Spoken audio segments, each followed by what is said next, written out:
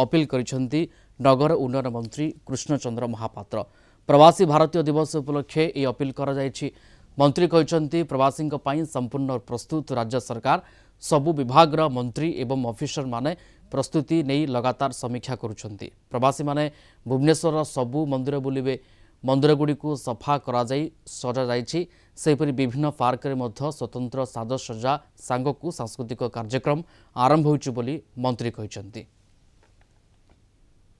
भुवनेश्वरवासी को मोर भुवनेश्वर समस्त प्रेमी माने जनसाधारण मोर अपील रही अनुरोध रही ए जो 3 दिन रहुछि 3 दिन समस्त मध्य निजर घर को निजे सजातु जमती दीपावली रे सजाती सेमती निजर घर को निजे आलोकीकरण करंतु आगे झुंटी दियंतु परिष्कार रखंतु परिवेश को सुस्थ रखंतु एवं सब मंदिर गुडी को मध्य सुंदर भाव में सफा करा होछि सजा होछि जो थरे कि ए भुवनेश्वर है मंदिर मालिनी तेणु जो मैंने आसबे से मंदिर मालिनी दर्शन करेंगे।